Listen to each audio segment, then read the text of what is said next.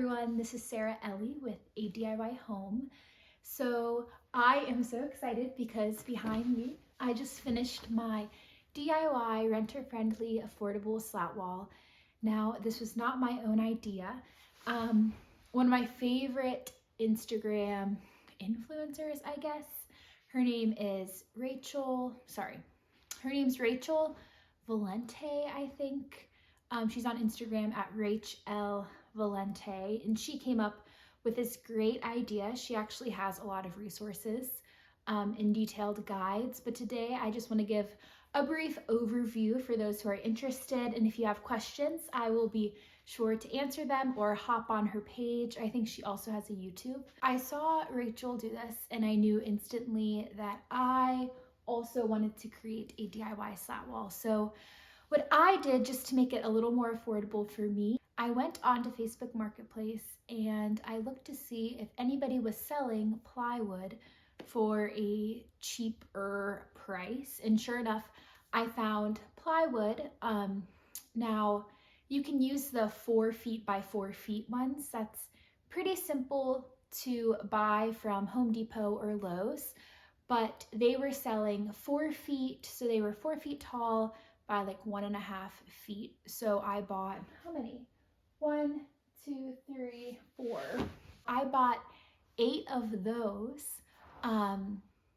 And yeah, that's sort of how I saved some money, but you would probably come to find if you go into Lowe's that it's actually reasonably priced. So I used 8 1.5 feet plywood pieces. You can use 4x4s, that might be a little easier, or hop on Facebook Marketplace and see if you can find any used pieces or pieces being sold that might make this even more affordable. So I started out with those, and the first thing you want to do is look at your wall and see if there's any outlets or fans or heaters. For this wall behind me, there's actually a heater and an outlet. So we cut the pieces using a jigsaw. Some of you might already have them. You can borrow a friend's. That's what my husband and I did. We borrowed a friend of ours. And if you can't do that, then I recommend maybe being strategic in where you build it. Not every wall will have an outlet or a heater or anything. So you also could get creative as to where in a room you make the slat wall. For us, we wanted to make it on this wall, and that meant using a jigsaw to cut. Your cuts don't have to be super exact.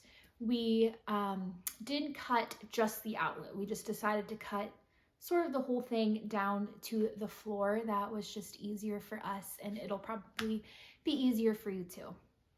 After we used the jigsaw, we used an electric sander that was also borrowed from a friend. You can also hand sand if that's easier, or you can use an electric sander. We use the electric sander to just lightly sand all of the fronts of the boards. After we sanded, then I stained just the plywood. I used a poly and stain mix, and the stains that I used were Varathane, American Walnut, and Classic Oak. So after I let the stain dry, now's the fun part. I got to put on the birch edge banding. This was really interesting for me to do. It definitely takes a few strips to figure out how to use the material and how to do it the best way you can. For spacing, it might work for you to either use a yardstick or, a little piece of wood. I typically went about 1/2 inch apart, I would say, but I know I wasn't perfect at it. That's because I'm not a perfectionist anyway, but just try to make it as straight as you can.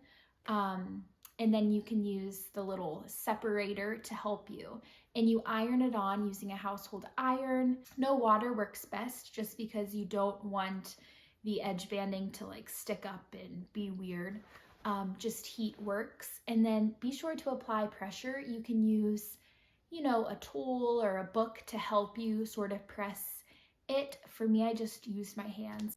After I applied the birch edge banding, then I was able to stain again, and instead of using a mix for the top, I just used the Classic Oak to give it like a lighter look on the top, I wanted the look to not look perfect and I wanted there to be different shades. So I just lightly went over it only once, and I used a poly and a stain-in-one so that I didn't have to worry about sealing it at all. Now it's time to put it on your wall.